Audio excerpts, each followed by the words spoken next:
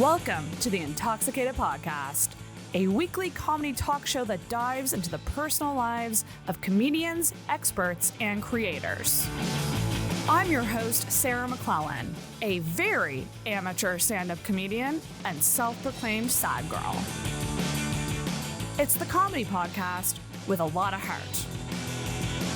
Feel hard and talk hard. This is the Intoxicated Podcast.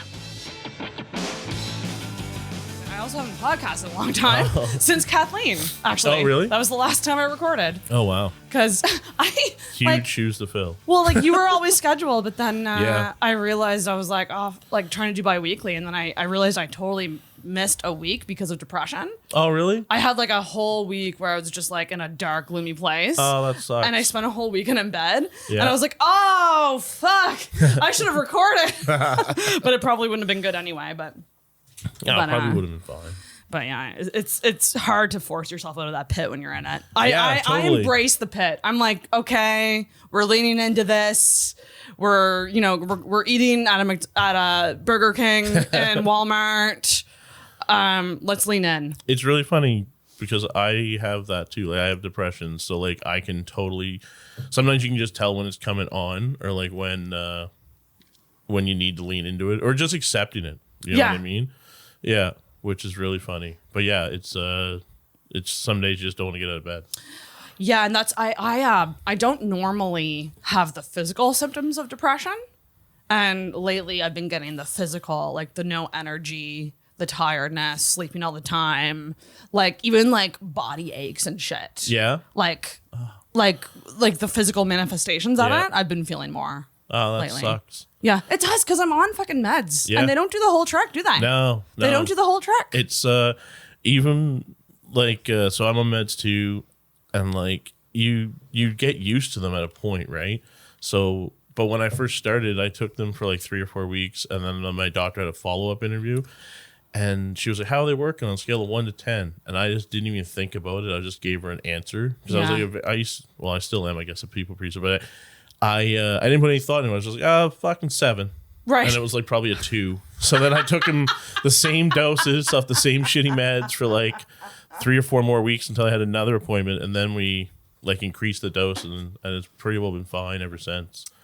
I think I'm on the highest dose that there is. Really? I would love to write a joke about how my depression is beating. Like it's like a video game. Like I'm defeating the meds. Yeah. Like I'm too sad for the meds. Yeah. Like your sadness is just the boss at the end, right? Yes, it is. And the meds is like the little character that has to take down the boss. Yeah.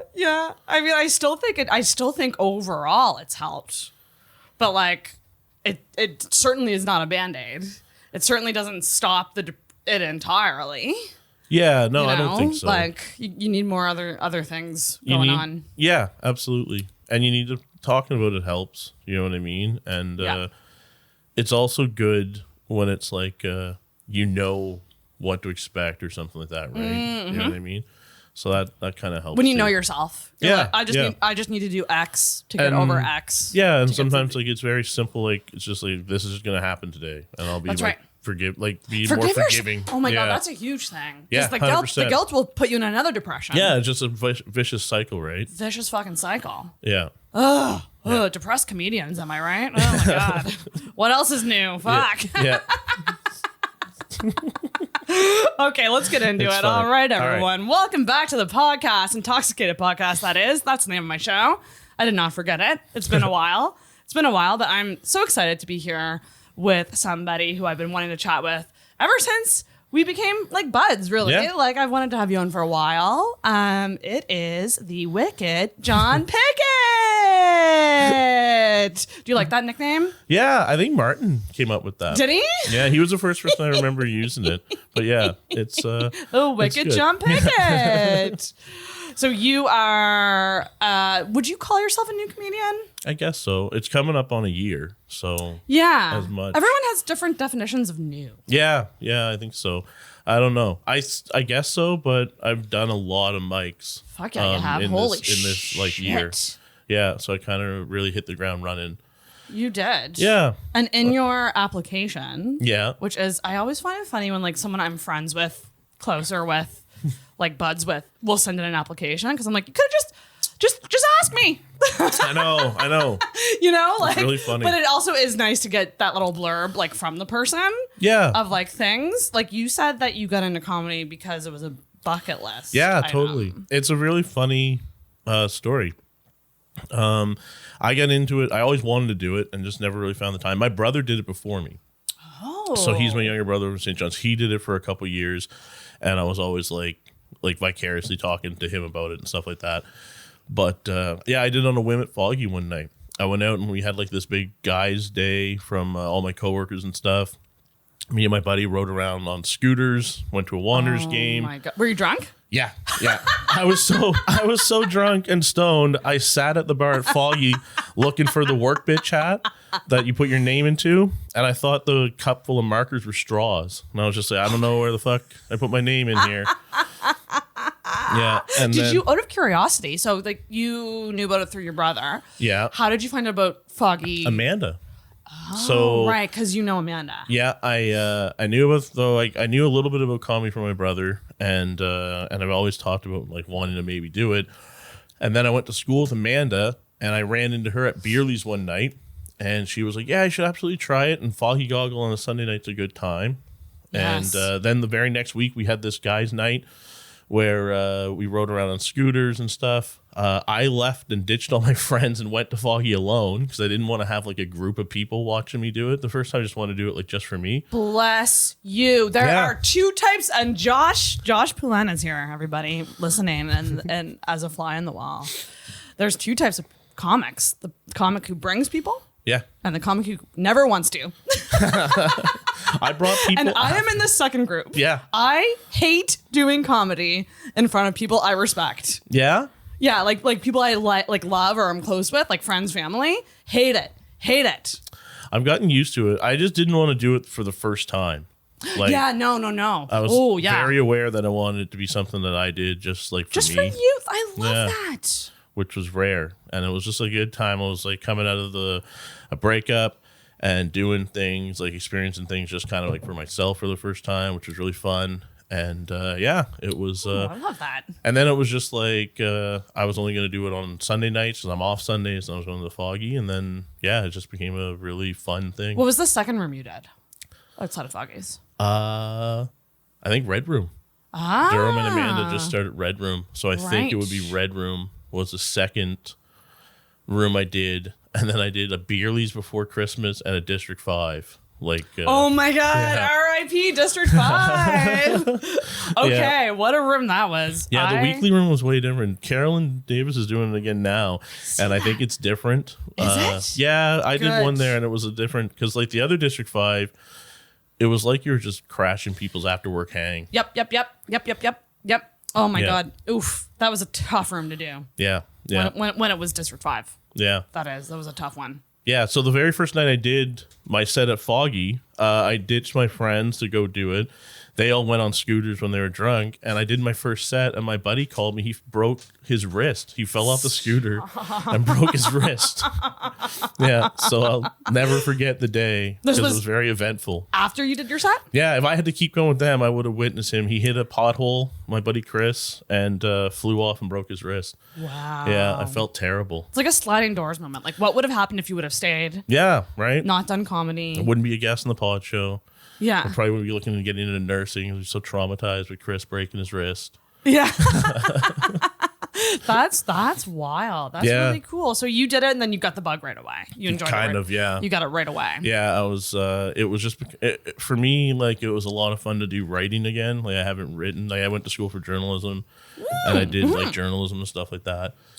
And yeah, it was just a lot of fun to have something to write and, like, be creative and use that other side of the brain. So as like an outlet kind of thing. Yeah, exactly, right? Yeah. And you've stuck with it, and you've stuck with it hard. Yeah, I've been doing a lot. It's been fun. It's been really fun. And it's just something that it's nice. Like, I think I really like the sense of community and stuff like that. So it's nice to have a little bit of routine and stuff like that. Yeah. It's like a guaranteed hangout. Yeah, true. It's like a guaranteed hangout. Do a mic, like you're guaranteed to see people and socialize. Yeah, and it's harder to socialize sometimes, like when you're just an adult. Like, you just basically go to work, you have coworkers, and Yes, so true. So true. Yeah, so it's nice for that. Yeah. You know what I mean? Do you find that your work life and your comedy life, do you find that you're two separate people? A little bit. Personality-wise? My work life is different. I'm a very different person. Like, I work selling cars, so Right. it's and it's just weird. It's a different hat that you put on? Kind of. I like to think I'm the same person, but it's like I'm much more like I've been there 9 years, so I have like a lot less patience for like the work side of it. Customers, I can deal with customers all day long. It's like the only thing that keeps me in the job because I like talking to people and asking them questions. So like all that stuff lends itself very well to sales. Mm-hmm. But in terms of like the process and like the way that you get motivated in a commission sales job is so different than how I would motivate myself and stuff like that. Right. So it's all about money, right? So they just Yeah. so it's a lot of motivation just by money, and I don't like that. Interesting. No, Yeah, that's fair. so it's different. Yeah, it's a high little bit pressure. different. High pressure. It can be because you don't make money if you don't sell cars and stuff, right? So it can be high pressure and stress and stuff like that. But ultimately, like I've got, if I probably would never have sold cars as long as I have. I didn't have like a strong group of coworkers. Like they're really, really supportive. They kind of a lot of them like let me vent and they vent to me and That's huge. And we're close friends. Like a bunch of us hang out. Like that's what that hangout was. Like my buddy Chris sold cars with me for a bit. And we all hang out like outside of work, so it's a really good environment. And you can pick up on that. Like some places you go, like dealerships and stuff like that, you can tell like they all hate each other. Like there's like an underlying tension. Yeah. And You it's can really funny. sense it. You can- Oh yeah, like- you can like smell it. Yes. And it's really funny. And there's nothing worse than like not liking your coworkers. I mean, Yeah. work is so much of our lives. We should try to like what we do, or We're- like what we do, or like the people we work with. Some aspect we should enjoy. Yeah, I find like our little dealership is feels like a kitchen party sometimes. Oh, I a lot love of like that. a lot of like people from like one of my good buddies there, Rob, is from New Waterford, so he's from like Cape Breton. Oh, And nice. we got like 2 or 3 Newfoundlanders, and like Yeah. it's a very good Wholesome kind of I mean, in terms of like how stressful buying a car is, we try to I've not heard make it's it stressful. Yeah, I've never done it. I've been a part of it like hundreds of You've never times. done it? I've never bought a car. Yeah, and it is stressful. I get stressed out sometimes just like presenting like this is like $40,000 or $50,000. You know what I mean? Right. But it's all relative. It's a big decision for somebody. Yeah, And like huge. you're part of it. Yeah. So I try not to make people feel rushed because like there's nothing worse than spending like getting buyer's remorse and something like that. Oh God. Sucks. Holy shit. I can't Yeah. imagine. I feel bad for buying everything. Yeah, Even yeah. just like little things I feel bad for buying. yeah, I can't imagine like a big purchase like that. yeah, 100%. And so you hail from Labrador. Labrador, yeah. And when did you move to Halifax? What, I moved here in 2011 2011? or 2012, somewhere around there. Gotcha. How old Yeah. are you? 36. Okay, perfect. My age. Yeah, sweet. we're right around the same age. Sweet. Yeah. Sweet. And Josh, how old are you again? I'm 32. Oh. Yeah. Fuck.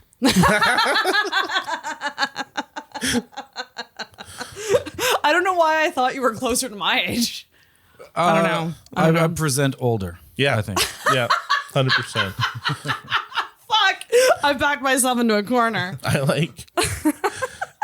You always feel like the more responsible one. Like whenever we hang out. Yeah? Like, yeah, Josh. I feel anyways. It's because you're a father, I think. I'm the reason that John and I didn't burn down the Dollar Lake. Didn't burn down what? Totally. Okay, is there a story behind this? Yeah, 100%. Did you want me to tell it? Hey, you're the guest, man. Go for All it. right. We went camping in Dollar Lake and had burgers with shrooms on them. Hang on, just you two? Yeah, just the two of us. It was a fun Burgers time. with magic magic mushrooms. Not the ideal way to take magic mushrooms. Like they took forever to kick in. But we had a bonfire going. I probably picked up like 4 loads of firewood and stuff from Glad you said firework. yeah. So 4 or 5 Ford Escape like SUV loads. And so much so when we went back the last time, the guy was giving me wood for free. He's like, "Oh, you've been back here a lot. The wood must be wet, is it? It's like hard to burn." I was like, "Yeah, man, can't get it going." So we loaded up more. He gave me a bunch of fire starters, and then we were sitting around the fire at like 9 o'clock, and there's like a box, like a little box you're supposed to keep the fire within. So I was like maybe a foot wide. We had a fire in there and 2 fires around the side, and we were piling wood onto it. Yeah.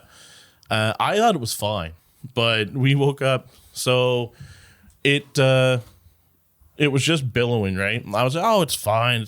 Don't worry about it. And he was like, no, we got to put it in. And finally, he took a picture and sent it to his wife. And she was like, what the fuck are you guys doing?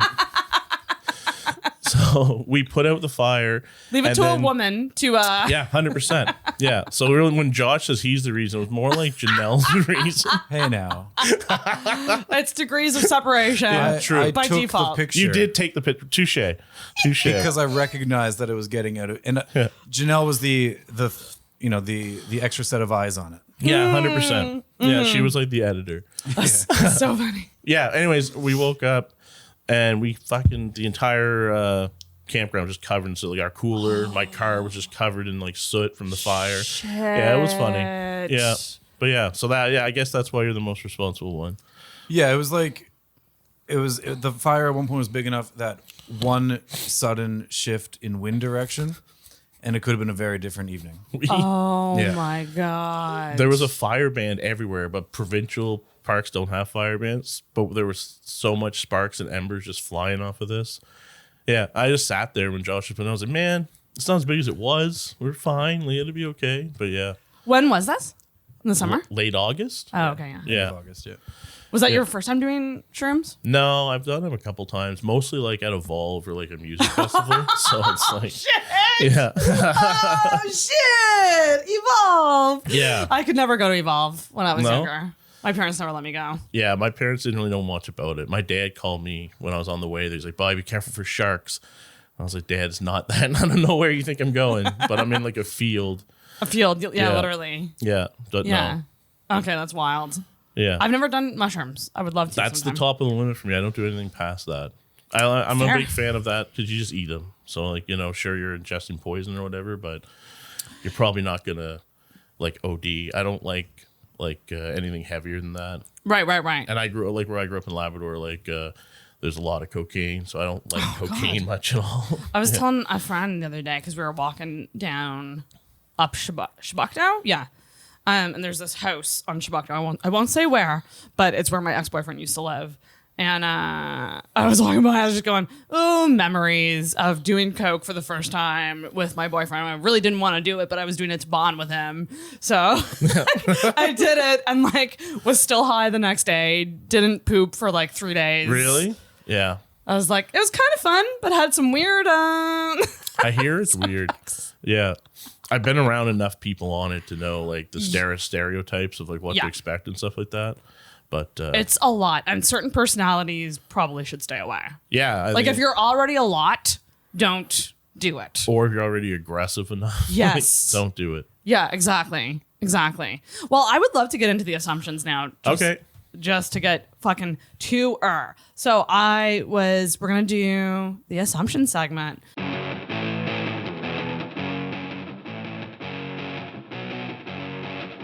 About Jon Pickett. Here we go. I was talking to Sarah Nicole about you. Okay. She also adores you.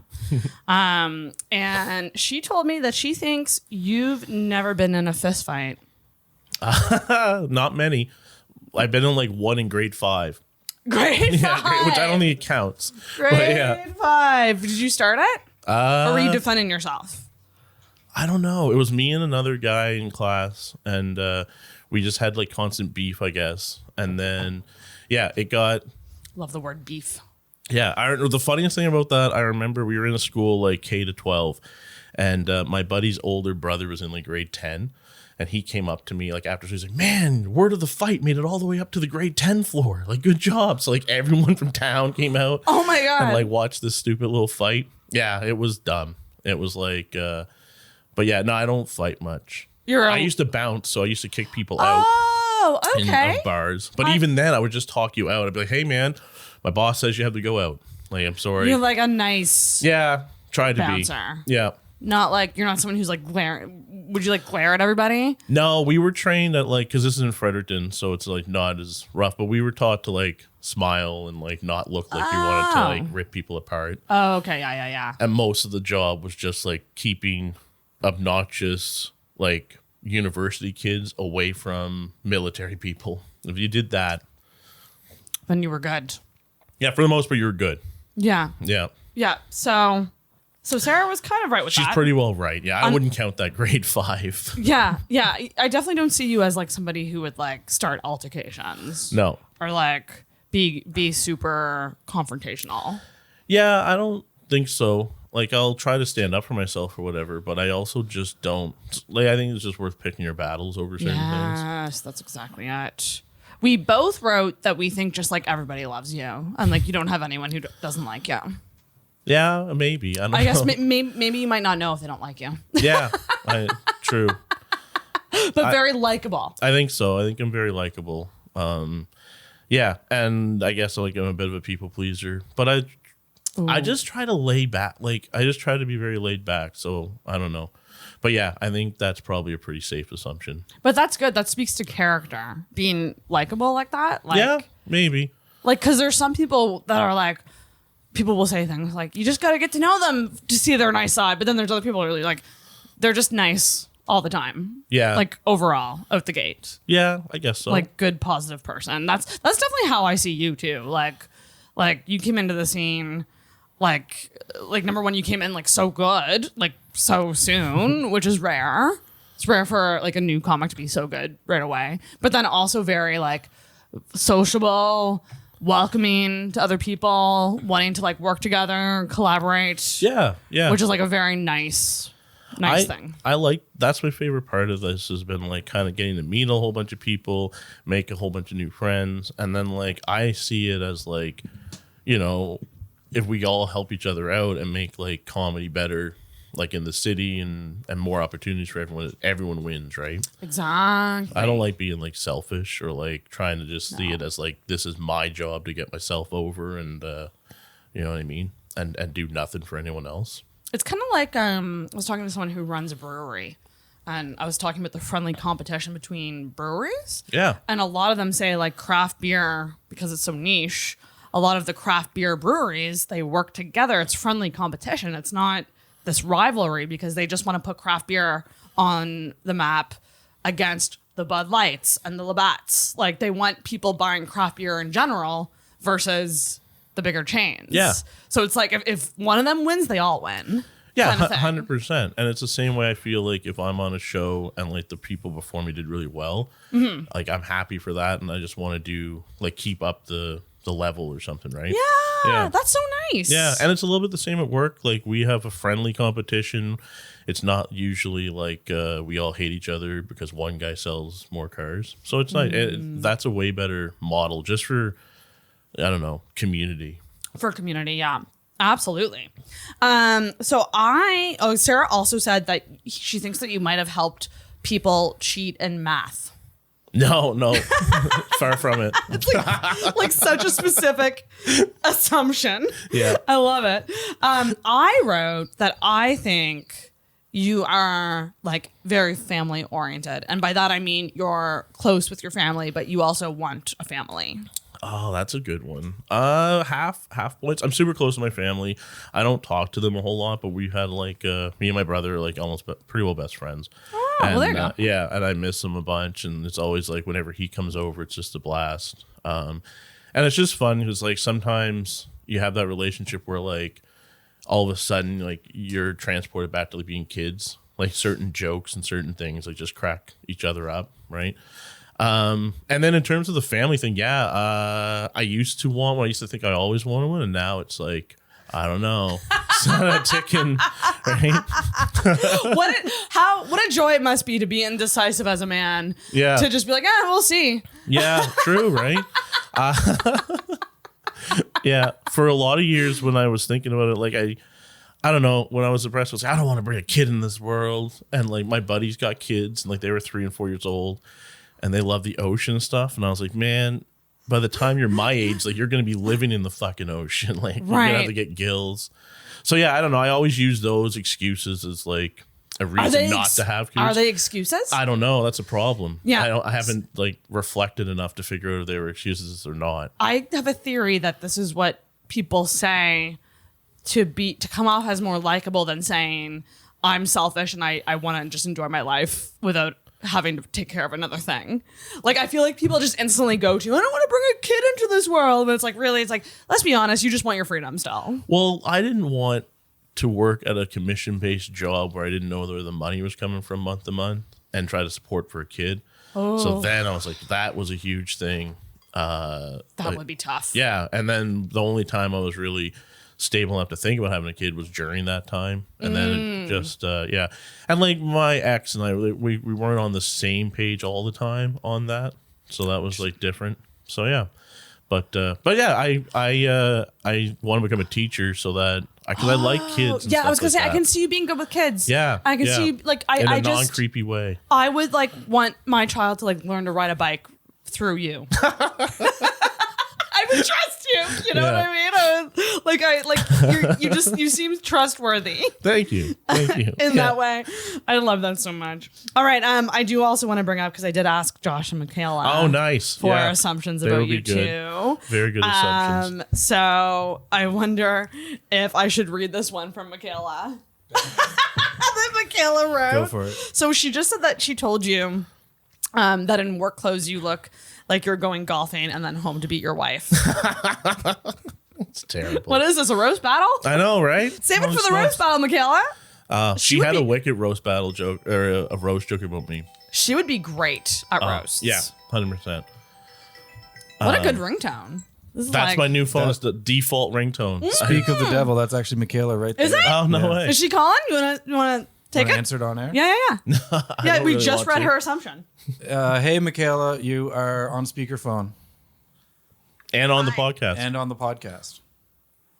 What? Didn't you just message me? No, you didn't. What? John, you're supposed to come get me. I thought you said you were coming to get me at 5:30. Oh. Okay. Shit. Did you? I can go get you. I'm reading this message. He's in the literally. middle of recording a podcast right now that you are now on. Where's Michaela at? Dartmouth Crossing. Oh, shit. You said, hey, Sarah said she can't wait until 5:30 to do the podcast. Would you want to come? I can pick you up right after work. And I said, sounds good. Oh, crap. shit. Okay. That's so funny. Shit. We're already in My it. mom was going to come get me. And I told her not to. Oh, shit. Oh, no. Fuck.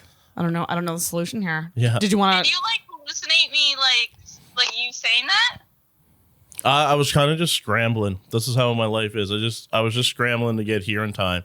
And then Listen, he's a people pleaser. He was trying to please too many of us, yeah. I think is the Okay, case. well, I need to call my mom to come pick me up because I don't have any bus tickets. Oh, you're in trouble, John. I'm sorry. You're in trouble, John. Well, yeah, I really fucked I up. literally counted the money as fast as I could at work because I was like, John's outside. He's waiting for me. I'm going to make him late. No. Oh, that sucks. I mean, You owe me like 15 lava cakes. I hope you know that. Michaela, we read your assumption on air. What? We read your assumption about. That I beat my wife? I love that we're talking into the mic like she can hear us through the mic, but know. she can't. I couldn't come up with anything. I know him way too well. So- I don't have any assumptions. What I wrote in the group chat was the other day, John picked me up. He was in work clothes, and I said, it looks like you're going golfing, and then after going home to beat your wife. So he might have forgot to pick you up, but you have now accused him on a podcast of beating his wife. So I'd say you're even, He right? doesn't have a wife, so loophole. That's right. You know. Oh my god. Unlike you, that's- Josh. Fair. Maybe you Whoa. beat your wife. All right. I didn't forget to pick you up. Can you come pick me up? Oh man, that sucks. Fuck. Yeah, I really fucked this up. Where does? Oh, yeah, you It's did. Dartmouth Crossing. You did. Yeah. And if we weren't already in the flow of the podcast, I would say go get her. Yeah. But nothing Podcast sucks. on the road. It's carpool karaoke now. Nothing sucks more than like dropping Yeah. dropping momentum in the middle of it. Oh man. Yeah. Yeah, I'm really sorry. I fucked that up big time. It's okay. We're sorry, Michaela. Well, I'm gonna let you guys go because I'm gonna call my mom to come get me. Yeah, I'm sorry. Good luck. Sorry. It's okay. We love you. Love you guys too, except for Josh. Josh. Jeez, We're not Louise. there on the friendship scale, okay? Oh my God. Oh, that's fair. Okay, I'm going to hang up on you now because you've been really rude to me. Okay. Bye, guys. Michaela. Bye. Special shout out to Michaela. Oh. Yeah. I feel for you. Well, that's how Because my life goes. that's something I would do. Yeah. Overcommit. Yeah. 100%. You are at your core people pleaser. Yeah. You want to make everybody happy. Yeah, I think so. And I don't know why that is. That's probably like a therapist kind of question. But yeah, I generally do want to make people happy. But I also don't communicate well if I'm in a situation where I have like to make a decision quickly or like figure out something. So yeah. Which is like, do you find show producing is stressful in that way? If I didn't have Amanda to co-produce Red Room, yeah, I think so. Because like I don't like the social media aspect of it and like the drumming up, like getting people out as much. So it's really, it kind of gets stressful. Yeah, no comic wants to do that. But I don't mind booking the spots and stuff like that. And that's relatively easy. And I don't mind like, because usually I have to go ask people for spots more than people come to me. So Yeah. Well, this is like a strange thing about the process of stand-up because I feel like there's no real process. Like if someone's new starting, like we essentially just have to tell them, here are the booker's contact information, like reach out. But it's like other scenes, cities have things like they have like massive spreadsheets that you can sign up for spots on and stuff. But granted, those are bigger scenes. Yeah. So you probably need something like that versus here, which is like very informal. yeah, two of the comics that came here this summer from New York, Rebecca and Max, they had a spreadsheet of all the mics in like New York City. Right. And that was mind blowing. Like it was crazy. Honestly, like there are so many mics now in Halifax. It might be worth it to do something like that.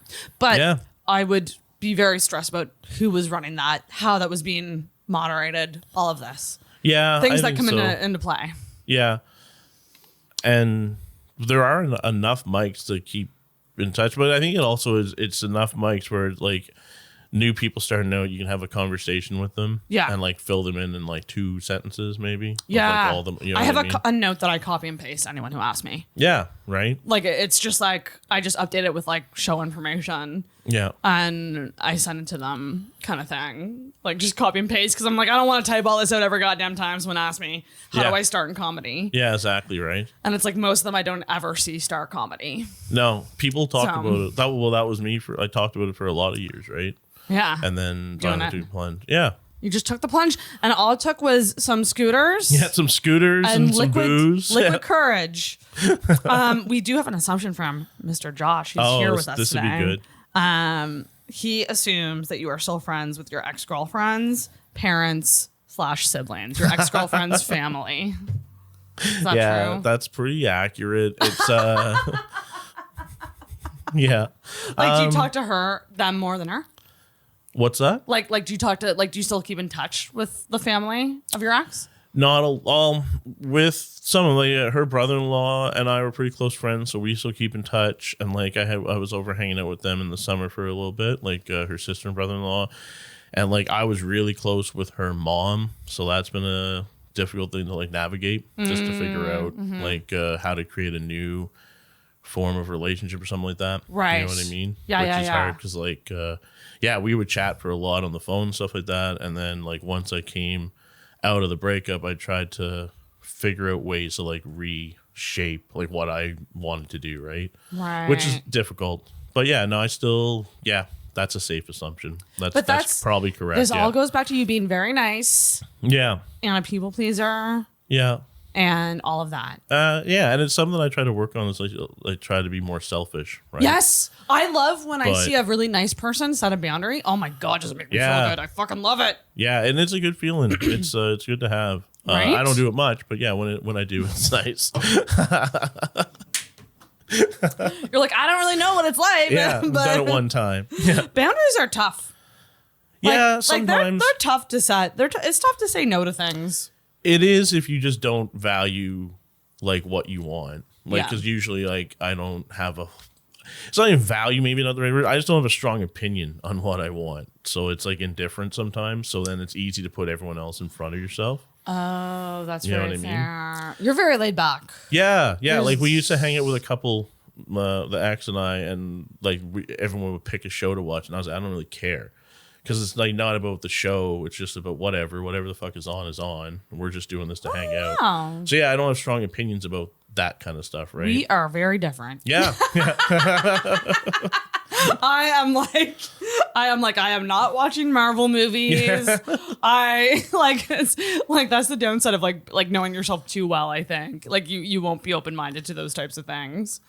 But, yeah, it could be. But I also think like in a good relationship, like you should be open to the things your partner likes because you like them, you love them. So if it would make them happy for you to go do the thing with them, go do it. Yeah, I agree. You know? I think that's a good point. Yeah. Yeah. And you have this like just sacrifice things, or just it's about being a little bit selfless maybe sometimes. Yeah. Right? And not doing it out of obligation, but because you want to. Yeah. Because you genuinely know how much it means to that person. Yeah, exactly. Kind of thing. Yeah, that's what it is, baby. Yeah. So those are the assumptions. Okay. So we did pretty good, eh? Yeah, pretty good. But also, you wrote in your guest application something interesting. I forgot what I wrote there. So you wrote that you said people think I'm probably too nice and probably a little fake. Yeah, I could probably get that. And then you wrote, I'm just very well medicated. Which I really liked. I was like, that's funny. Do people actually think you're fake, or do you think people think you're fake? No, I don't know. Like, yeah. Sometimes it's just like people don't think people are actually nice, or they think nice people can be fake, right? So the medication thing was just a joke. That's funny. Yeah, just to try to make you laugh, I guess. But but it's also correct. Right? It's also true. Yeah. Also true. Yeah. Yeah, I think medication can help with things like that. Your overall persona. And then like I just kind of don't really care about like how people think of me as much. Like I want everyone to be happy, and I'm a people pleaser, but at the same time, like I just try to be comfortable with who I am, and then like not worry about that other stuff. Yeah, that's good. Yeah, because I think a lot of people get too caught up in what other people think of them. I think so. Myself, a lot of people. Yeah, yeah. Like it can be a prison. Yeah, what? Like, yeah.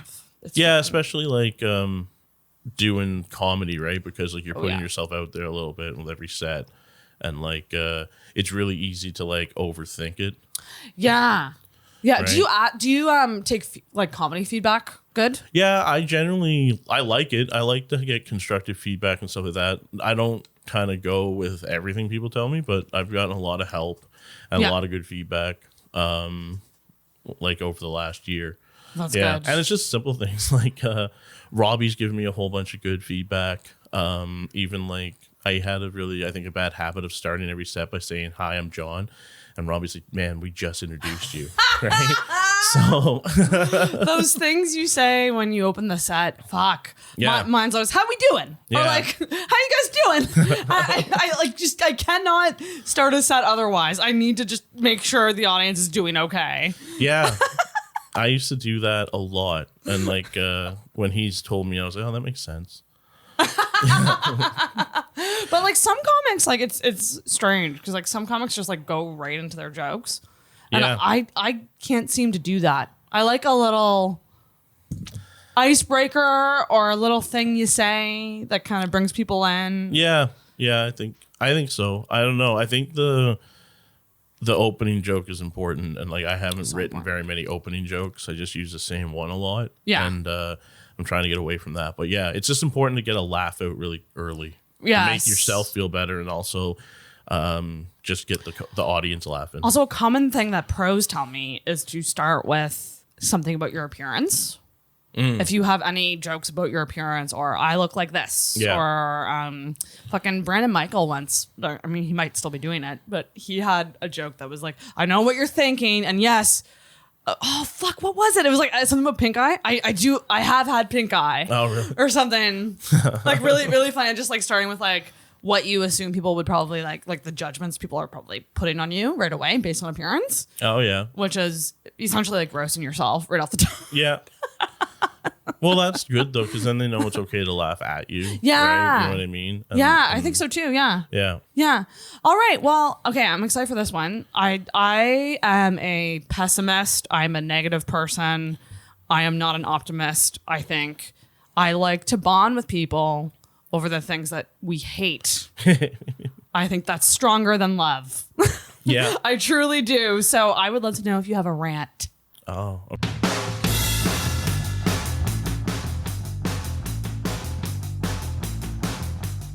Okay. What's pissing you off? I love asking one of the nicest people in this comedy scene what's pissing him off. This was the closest one I have is I really hate like people who love like Elon Musk and like Jeff Bezos and stuff like that. I hate those guys. I feel like they're the closest thing to actual Dr. Evil. So like it drives me fucking nuts. And I ran into a guy at work, and he was like, I was like, hey man, how's it going? And he's like, good, my stocks are doing well because Elon just bought Twitter. And I was like, go fuck yourself. Oh, no. Like, first of all, don't call him Elon. Like, you guys are old college buddies. Like, fuck off. And your stocks are doing well. Him. Yeah, yeah. And I just hate it. A lot of that stuff really gets me down and frustrated. Like, it just riled. Like, yeah, just like fucking bullshit. And like the way people just keep flocking to stuff like iPhones, and like the new iPhone comes out with like fucking one new camera, and it's like, oh, and the notch is smaller. Who gives a fuck? Right? Sheeps. Yeah, sheeple. And it's just like everyone has a thing that they, I guess, blindly follow or whatever. But yeah, I really hate it. And I hate like being in an industry where a lot of people like look to that as a goal. Yeah. It's like, man, you're selling Toyotas that take 6 months to get here. Like, you're not going to be buying Twitter anytime soon. So like, fuck off, right? It just drives me nuts. Yeah. This kind of like mob mentality almost too, like with the iPhone stuff. Like, yeah, it's mob mentality. And the other thing I hate too recently is I hate fucking holidays that aren't holidays. Yeah, there's like separate holidays now for like us peasants that work. Like the fucking Queen died, and they're like, oh, it's a holiday for everyone besides like retail and essential service and shit. Like, I'm pretty sure the serfs that plowed and fucking tilled the fields in like the 1700s got a day off when the king died or something. Right? Yeah. So that pisses me off too. Just because it's like more of like just stupid society being separated by like wealth and people just blindly following it and be like, yeah, Bezos is awesome and holiday for everybody except people who work at McDonald's. Yeah, right? Exactly. Fuck them. Yeah. In fact, I'm like, I think there should be specific holidays for those people. Yeah, well, their job is a lot harder than fucking a lot of other people's jobs, and they have to put up with a whole bunch. Thank you. I said that once to a friend, and I got a lot of pushback. Really? On service workers. Well, essentially, like we were talking about anxiety and how everyone has anxiety, and this one person worked a service job, but like my other friend is like a social worker. And she was like, oh, come on. Like, that's nothing compared to what I do. And I was like, I understand what you're saying, but also that job's harder in a different way. Yeah. It's like, do you know what I mean? Like, it's like, because imagine working something like that and then getting paid dog shit. Yeah. And having to deal with like Karens and like people just yelling at you because like you messed up their fries or something. If I won money to give away, if someone was like, here's a bunch of money, but you have to give it away to somebody, I swear to God, I would go to McDonald's because the shit I've seen them put up with is insane. Yeah. Especially the one on Spring Garden. If you've ever gone there after fucking Oasis. Yeah, it's a fucking shit show. Yeah, it's crazy. And they get like abused, like verbally abused a whole bunch and like, you know, Yeah, but people don't often look and put themselves in other people's shoes. I had a friend once who said like it should be mandatory. Like, you know, some countries have like mandatory drafts for the military. It should be mandatory that everyone has to work like a retail service job and or a commission job at some point, right? Like when you're between 18 and 24. I don't necessarily disagree. Yeah, I think it builds character. I think it makes you humble. I think it'll make you a better customer. Yeah, and in the world if you've done it already. Put yourself in other people's shoes a bit more. Yeah, right. You know what I mean? Like no one really wants to have like be yelled at over a fucking not having the right McHappy or Happy Meal toy or something. There's like just like a certain rage I feel when I hear people complain about fast food. I'm like, you paid $6 for this. Yeah, right. What is so wrong with your life that you are taking out all of your fucking rage on this worker who's getting $10 an hour? Yeah. Like it's madness. No, have you ever worked in the service industry? Yeah. I worked at like a couple Subways and New York Fries. In the theater and the Halifax food court. I worked there too. Yeah. Did you really? Yeah, when I first moved to the city. Oh shit. Yeah. Good fucking fries. Yeah, great fries. Good fucking fries. Yeah. Yeah, no, that's a great rant though. I totally agree with you. That's people like that are really frustrating. Yeah, it's just a piss off. And like I seem to think I deal with them a little bit more than other people. And just like I don't know, or you just notice the things that piss you off more, right? Yes. So that was a kind of a rant. Yeah, love that rant. Love it. All right. Next segment. John, what's wrong with you?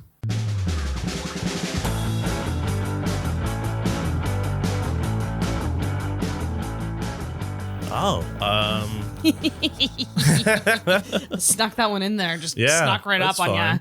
I don't know. You don't? A lot of things. No. A few things.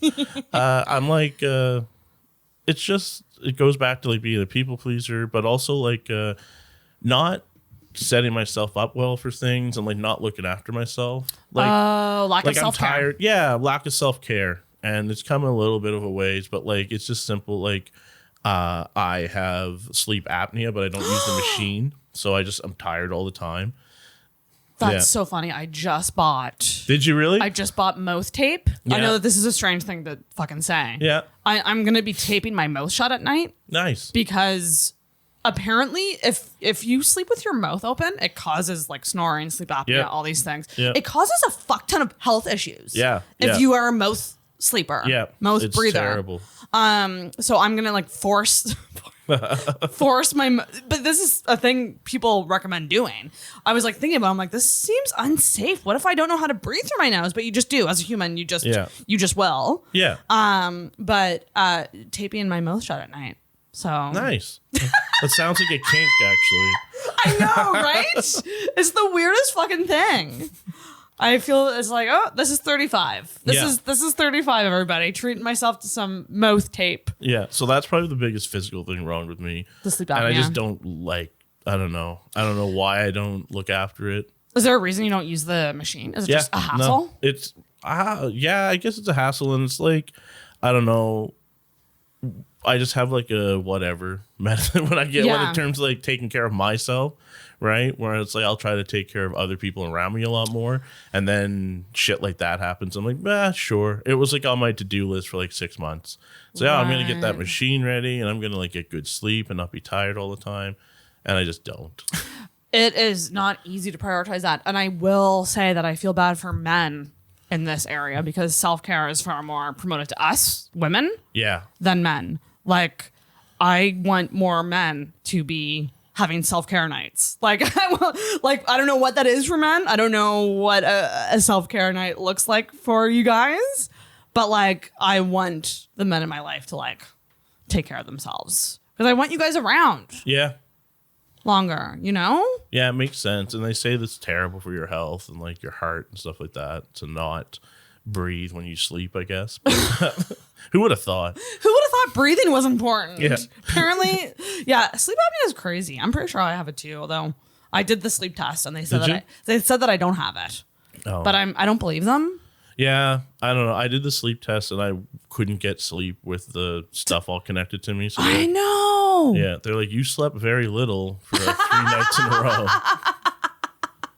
Well, what do you expect? Like, there's these things up your nose and like attached to you. And, like, I record my sleep at night, so like, do you? I hear what I sound like, and I'm just like, this sounds like apnea. Yeah, exactly right. And I have an appointment with there's one sleep therapist. Really? In Halifax. Nice. That like you can go to, and I have an appointment literally next week.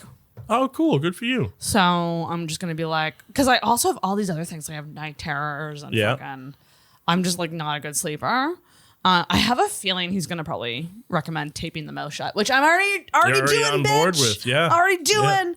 Yeah. But it's the sleep thing is like, God damn, is it ever important? Yeah. Sleep habits. Like I never had sleep habits or routine. Like even when I was a kid, when we had babysitters growing up, my parents would be like, my brother Charles would like, Charles will go to sleep whenever he wants. He'll just put himself to bed. And they're like, don't even bother with Jonathan. Like, don't even, just let him stay up until he falls asleep wherever. Really? Yeah. So like I used to, actually I grew up, like I loved like Jay Leno and Letterman and stuff like that. Oh, so you would stay up late for those shows? Yeah, always. Oh, yeah. So are you a night owl? Oh, big time. Yeah. But you must start early with your job, do you? Oh yeah, 8:30s or 9:30 shifts. Yeah, so I don't like to go to sleep until at least like 1. You're also the guy who's driving everyone home after shows. Yeah, Stop I like doing to do that. No, I like doing this. I want to rack up as many kilometers on the free cars I get. Is racking up kilometers a good thing? No, well, it's kind of indifferent. This. It depends. Like it'll devalue your car. Like in my situation, like I get a car provided with work. So I like to give people rides home because it's like it's nice if you're having a hang and you know you're getting home. You don't have to worry about like catching a bus or whatever, right? But yeah, and then they like if the car sells or if I get a too many kilometers on it, they'll just put me in a different one. But generally speaking, especially if you're like leasing or something, you don't want to put too many kilometers on because you'll get charged like towards the end of the lease. I don't know how these things work.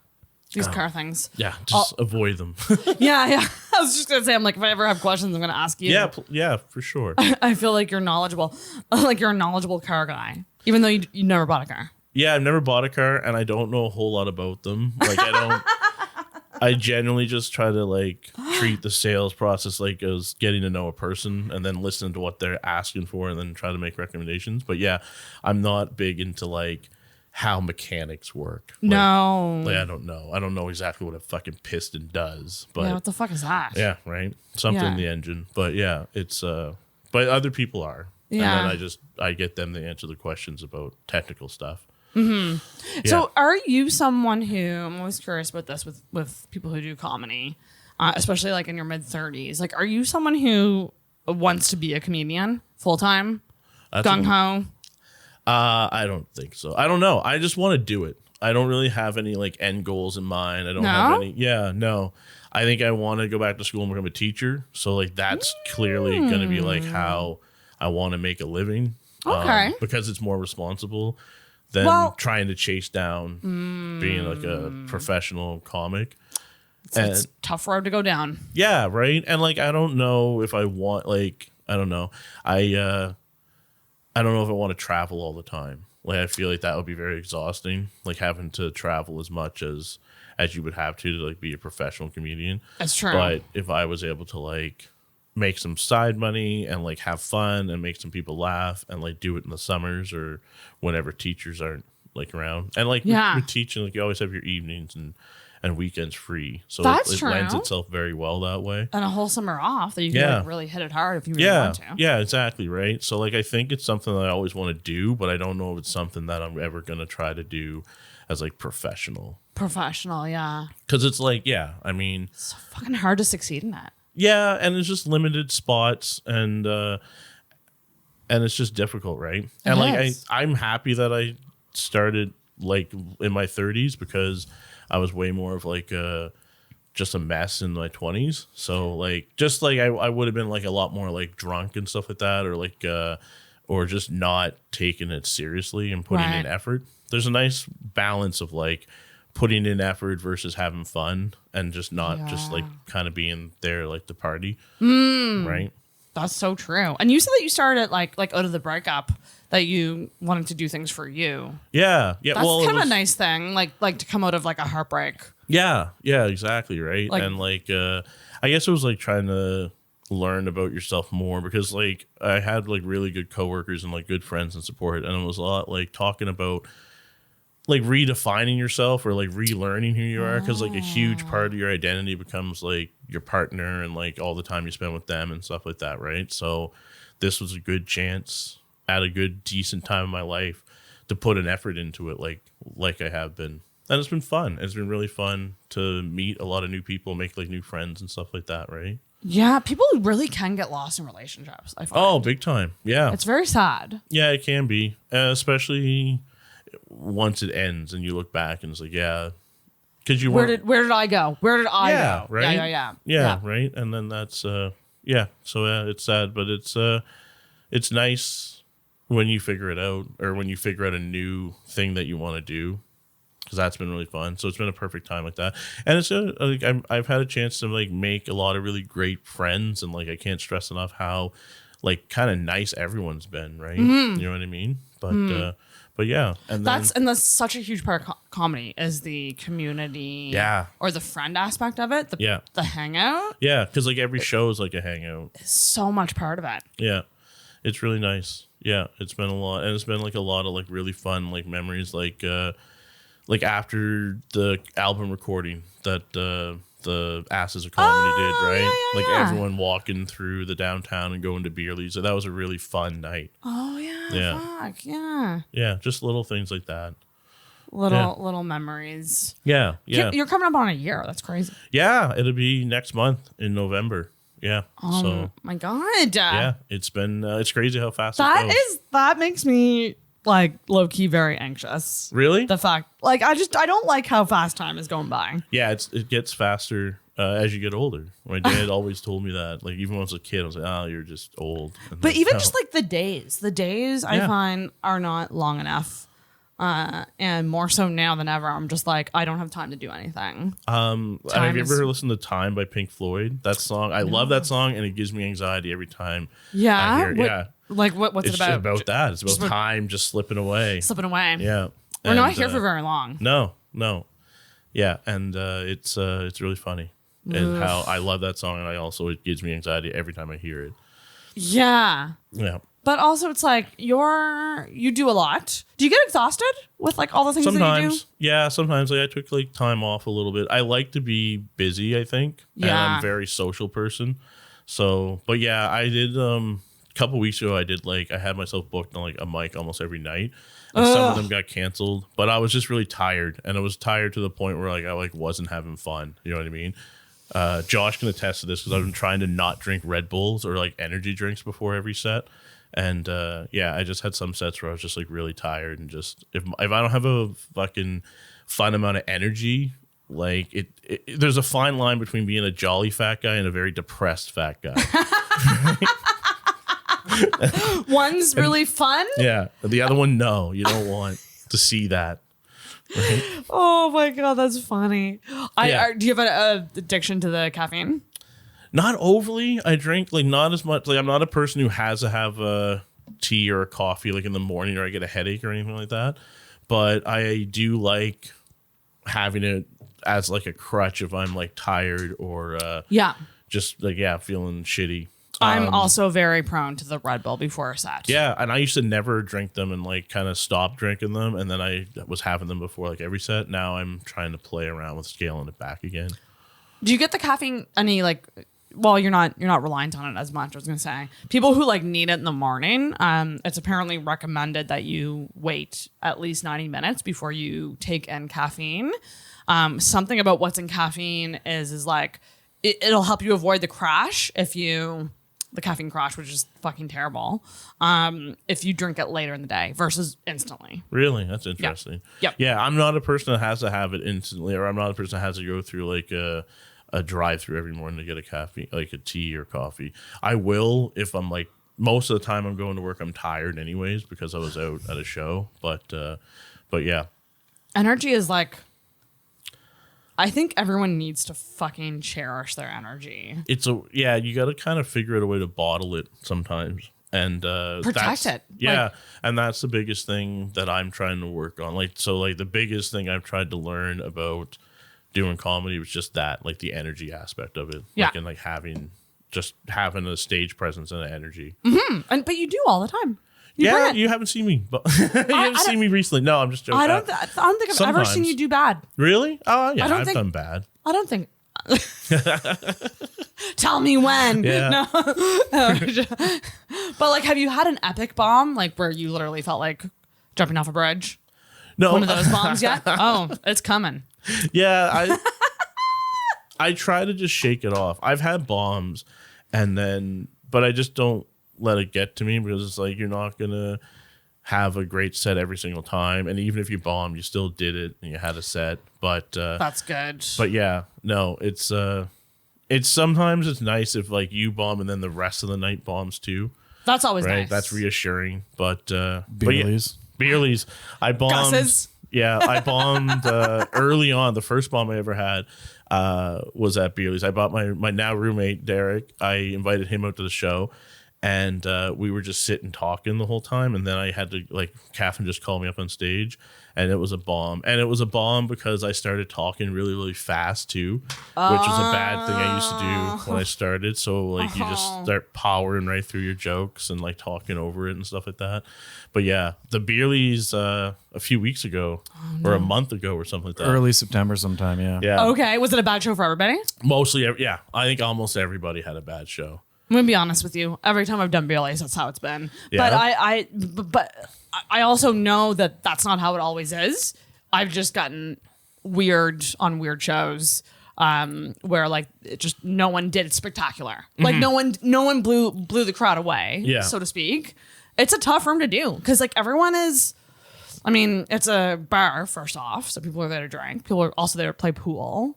It's also like the audience is scattered everywhere.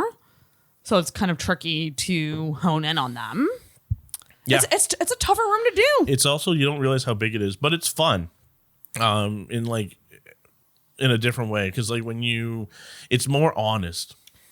Yeah. I think like, you know what I mean? Like when you get laughs out of people, especially if they weren't there to pay attention or they're there for like karaoke afterwards anyways. Right. It's a lot of fun. Yeah, that's fair. That way. But that's the room I do the least. I need to do Beerleys more. Yeah.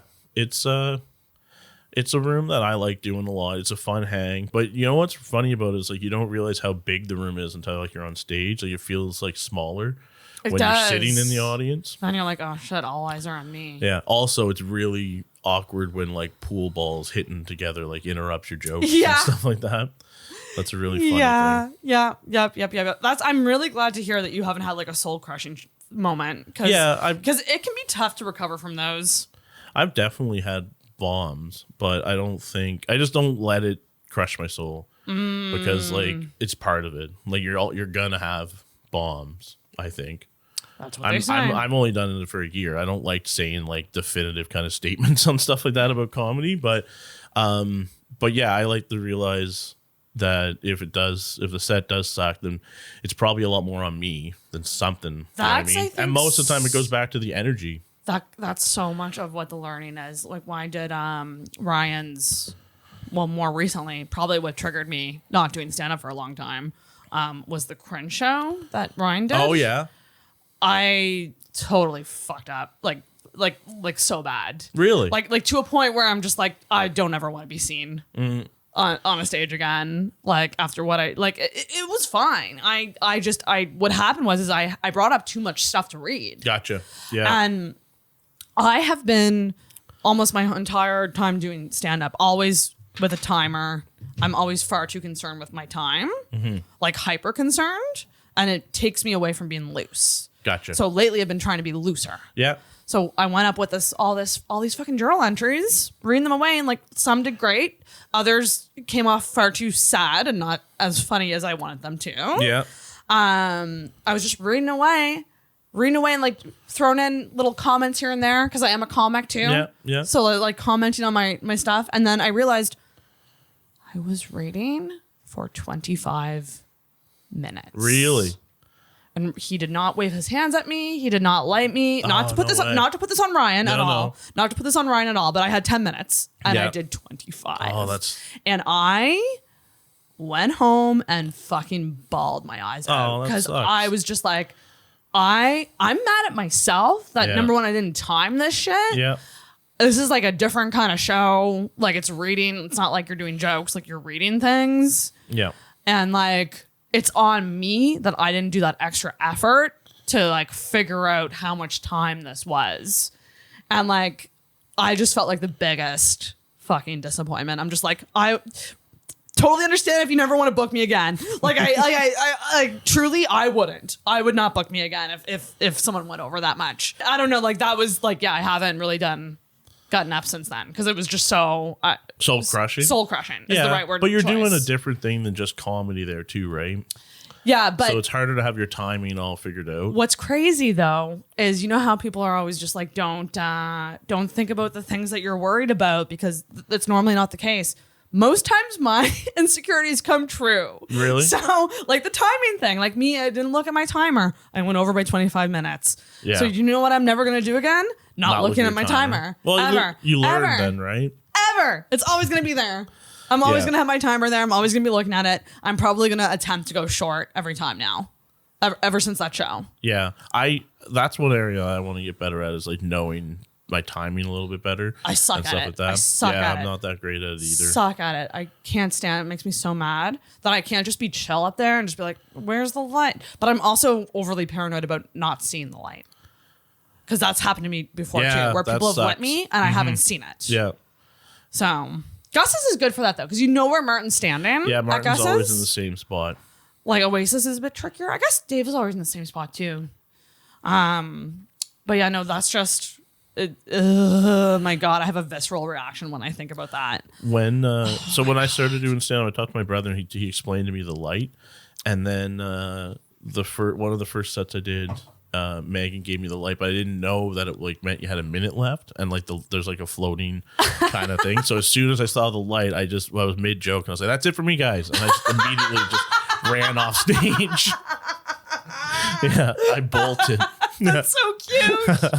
Well, that was the thing with the Cruden show. When I did look at my timer and I saw 25 minutes, I just went, "Oh shit, I'm done." See you. Like, like I was literally just like so thrown off. Oh, it's such a terrible feeling. It's the worst feeling. I did in the world. Once at Robbie gave me a guest spot at Dark Side, and I saw the light, but I was in a I do a KFC joke. Yes, and I was like, I wasn't comfortable enough to like end that joke without going all the way, so I ran the light like by a bit and I felt like shit. And he was like, that's a big deal if you do it at like, you know, some places where you're getting like your first spot. He's like, if you did that in like Ottawa or some Montreal. City, yeah, right. So there's a club in Montreal, the Comedy Nest, that they, and probably other clubs do this too, they literally keep track on a board with how much time you go over. Yeah, exactly, right. To like fucking shame you if you go over time. Yeah. But it's also like, man, that's an art. Like getting it right at that like 7 minutes or right at that 10 minutes. Yeah, that's like I'm nowhere near there yet. For like having like a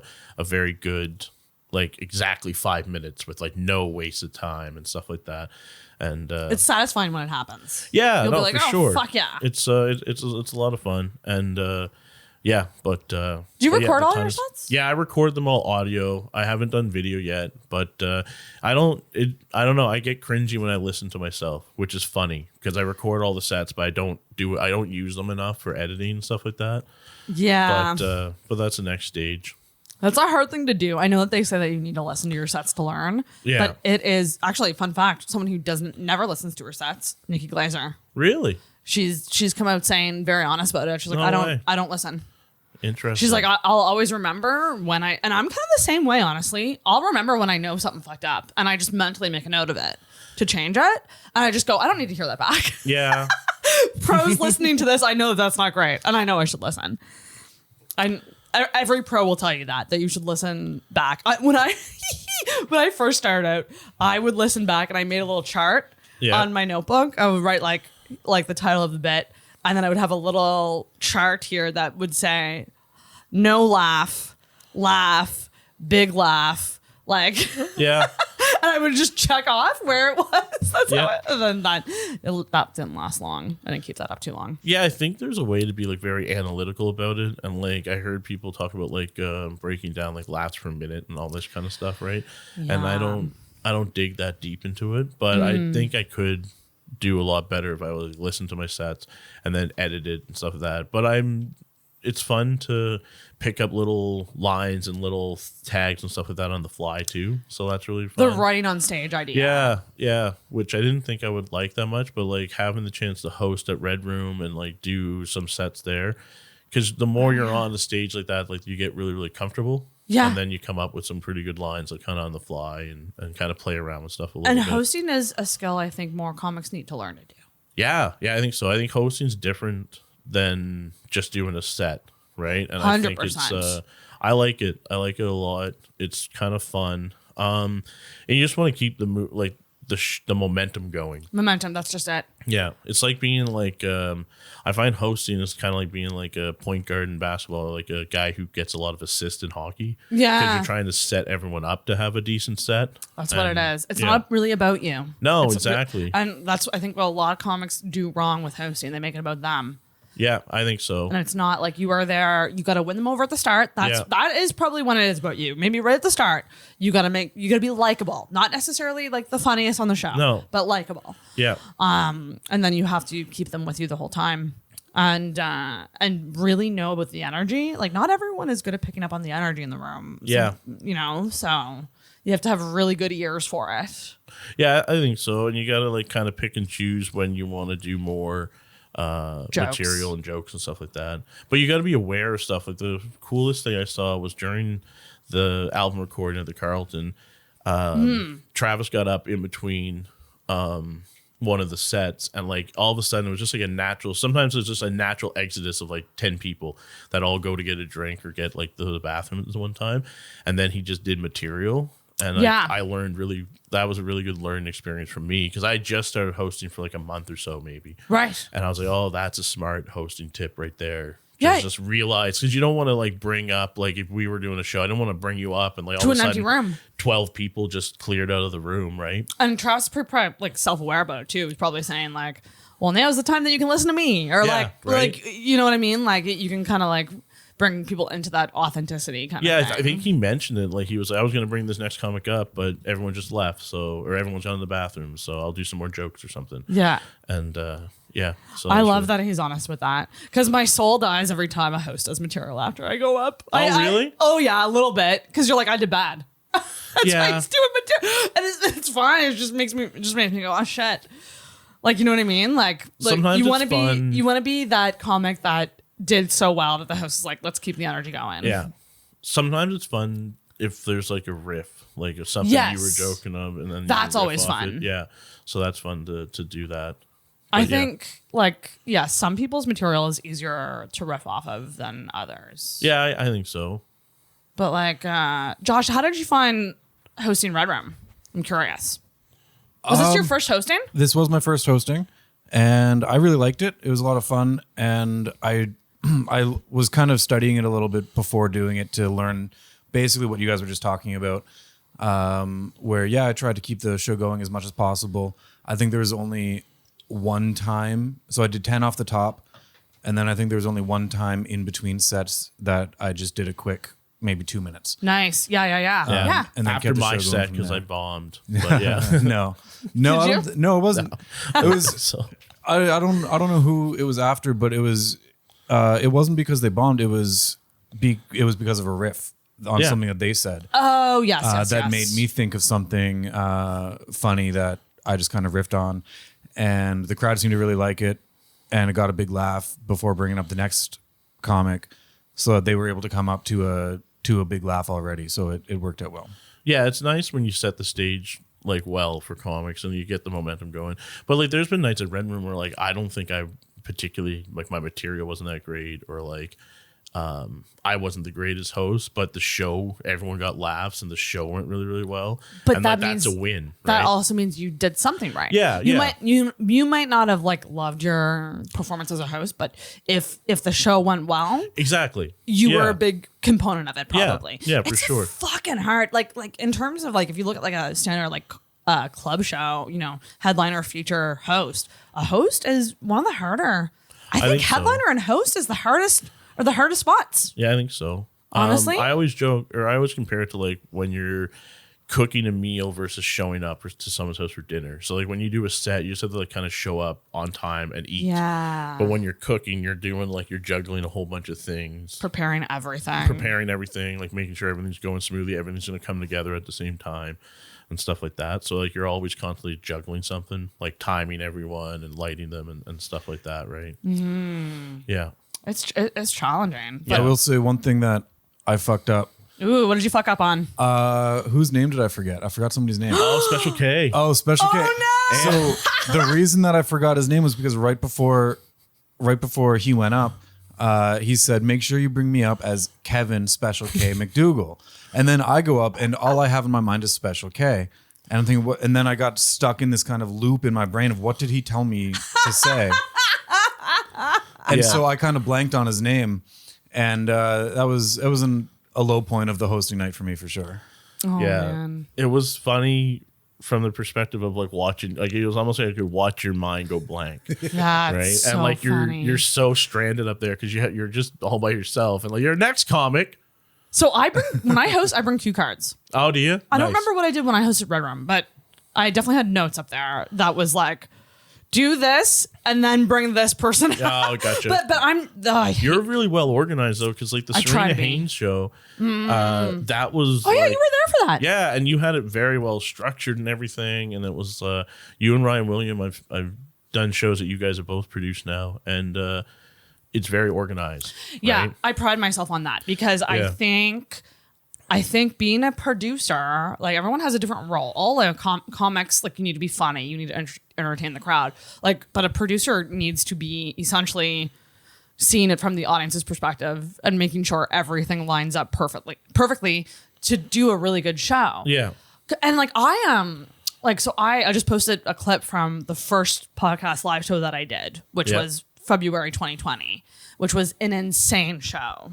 Like I'm talking like almost like just the tip, but on steroids. Because I had people doing stand up. Yep. And I had 3 segments. I had live debates, which was comic versus comic. Yeah. 3 rounds of that. And then the second segment was a Marry Fuck Kill, where we got a bunch of people on stage and just did some Marry Fuck Kills. Yep. And then the third one was live Tinder, which is like that frame on my wall over there. Okay. It was like I was organizing so many comics, and I don't know how I survived that show. Do you like on my own producing more? I think so. Yeah. Oh well, I kind of just answered that, didn't I? Yeah. But I snuck that in there. I do really like producing. It is very high stress. Yeah. But it is also extremely rewarding if you do it right. Yeah, I think so. And like you do really have to take yourself out of it and think of the show as a whole. Yeah. Which I think some producers don't do. And it becomes a little more about ego. Yeah. And doing things to get your way kind of thing. So I think to be a good producer, you have to like think of the show overall. I think you have to have a vision, I think, too. Vision. Probably, right? Which would be very helpful. That was the thing. Yeah. With this first live show, I had like such a, like this thing was huge. Like I'm talking, like I invested so much money in this show. I rented a popcorn machine for fuck's sakes for people to eat popcorn. I did popcorn. Like it was, I think it ended up being over. The whole thing's on YouTube. You can watch it on YouTube. Yeah, the whole thing is on there. It was a longer show, but like everyone said that they had a great time. And it's like, that just that whole thing of like, we got to keep it tight. Same with Serena and I, we got to keep it tight. We still went long. And I'm just like, well, as long as people had fun, I think it was a success. The crowd at that show like kept wanting more. Like there's a difference in if you go I guess long and you don't keep things tight and no one's laughing or no one's giving you anything. Yeah. But it's a difference if like you kind of left them wanting more at that show. Yeah. Right? Yeah, they did. They did want more. I like shows like that. I think that they're so fun. Like kind of the more interactive. You sprinkle in the stand-up, but like it's not the main thing.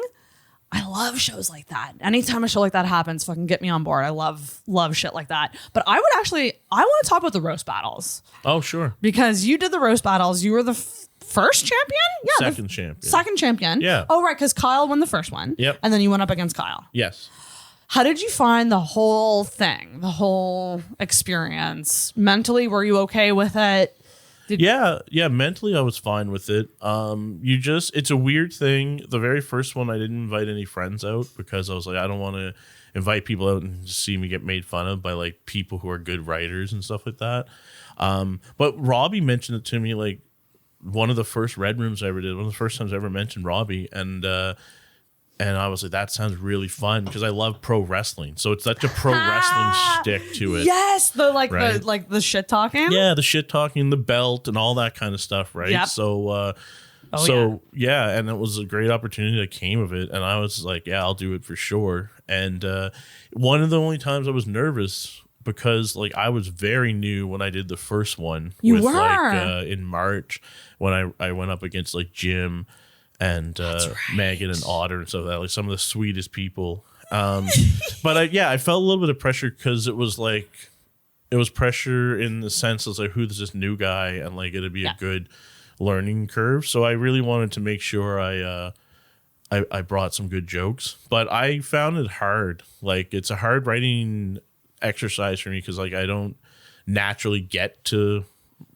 there, so like I have to like write a lame joke, and like so many really shitty lame jokes, clunkers, just clunkers and shit like that, right? But it gets the engines going. Yeah, and you got to be in like a mindset of writing that way.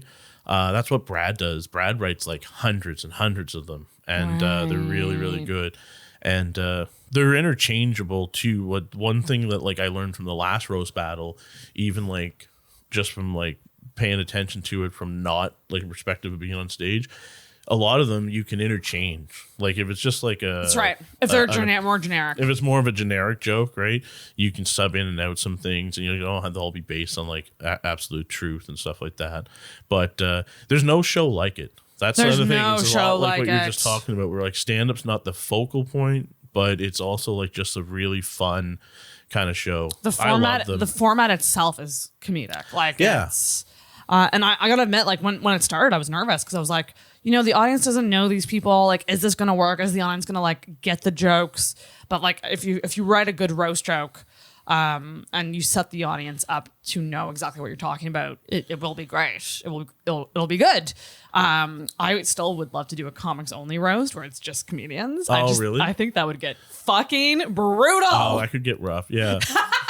There'd be a lot more inside jokes and stuff, but right? That's the thing. That would be a bloodbath. Yeah. But it wouldn't be as like you wouldn't have to hold back as much. And it's different. Like I remember watching like celebrity roast battles and stuff, and I'm like, none of these work because like those type of roasts, everyone knows a lot about the person. Where it's like it's not just like a local kind of like comedian, right? Yep. Yeah. So there's an arc to it. There is, and it's a formula kind of thing, and you did so great though. I had a lot of fun. Doing it.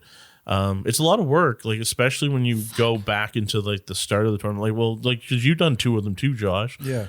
Right. So, like writing jokes for like potentially 6 or 7 people because you don't know who you're going to face and stuff like that. That's fucking insane. Yeah. So it's a lot, and and then you're still doing your comedy, like you're still doing like open mic comedy and like trying to do some of that stuff too. So it's a big commitment, but sometimes like you can tell people who put a lot of effort in, like people who maybe had a hard time writing, or maybe people who only wrote the night before. Yeah, or people who didn't expect to get like as far, and then they're writing like kind of off the cuff or trying to scramble. That's the thing, you almost have to assume that you'll get far, and like be prepared to get to that end kind of thing. It's one of those things like I would fucking love to do it, but I don't know if I could take it. It's different. I'm mean by nature, so I feel like then you don't want to be great at it. I think. That's the thing. I was like, I love writing them. I'm like, if any roasters ever want to run jokes by me or need help, fucking count me in. Yeah. But the thing is, if I were to do a roast battle, I don't think it would be fair to myself because of this podcast. You would The amount of material people Yeah. could get on me from all of these episodes. Yeah. It would be like almost not fair. The flip side, though, is that I think we get a lot of material from this podcast about Yes. people that have been on it. Oh, yeah. That was the people that I don't know personally. I went back and watched their episode of Intoxicated. Yay! Oh, I'm figure so out, glad you yeah. did that. I wondered if people did that. Yeah, that 'Cause that's a definitely big part helped of it. me too. Because especially in this newer season, because I do the what's wrong with you and like stuff like that. And it's like, you can get nuggets of gold because half hour conversation, you might not get to know someone that much, but like a longer format, you're gonna hear their insecurities and like the nooks and crannies of their personality. Yeah, absolutely. And it was a huge help for when I was doing the writing too, for Kyle, for Martin. I watched the Titty Sauce or listened to the Titty Sauce episode, and Vince. Every time Vince was talking, I was like, Vince, shut up! I need to get some dirt on Martin. I need to get Martin on by himself. Yeah, maybe I'll do that. Maybe I'll get Martin on by himself. I've always brought Martin on with someone. Have you? He's been on with Travis, with Vince. He's been on 3 times. Yeah. 3 times. And then he was on, in the early days of the podcast, I did live streams, like marathons. Oh, really? Like 12 hours and 15 hours. No way. Yeah. Really? Yeah. Wow. And how would you just have multiple guests lined up? So the first one I did, 2 I did like where people would physically come over. Yeah. And then one was during COVID. One was like a Zoom live stream situation. Okay. But yeah, I would have like time slots for people. So it'd be like Travis comes from 1 to 2. Wow. I had like drag queens come over in the nighttime. So I Yeah. had drag queens up here with me, and I had Scott McLean and Travis on the couch. And let me tell you, if there's a show that I want to do, I want to do a show with drag queens and comedians, because drag queens are comedians. Yeah. And when they start riffing on each other, it is magic. Yeah. Because that was one of my favorite podcast moments of all time, actually. It was when Rouge and Devastation were here with me, and they're like poking fun at Scott over on the futon, and like, like talking about how he wants stuff in his butt, and we should be worried about this one. I'm like, it was just magic. Like it's crazy. Yeah, that's really fun. I think that's a good, like, it's a natural combination. You know what I mean? But you have to have the right venue. Like when I first started helping it at Red Room, I was like, oh, we should do a drag show there. And it's like, no, not big it's enough. not big enough at all. Right. And that's why I love my first live show was at Yuck Yucks or Snigglies or Basement, whatever it is. Yeah. It used to be Snigglies. It went from being the Seahorse to Snigglies to the Basement of the Shoe to also Yuck Yucks. There was another one in there, I think, at one point.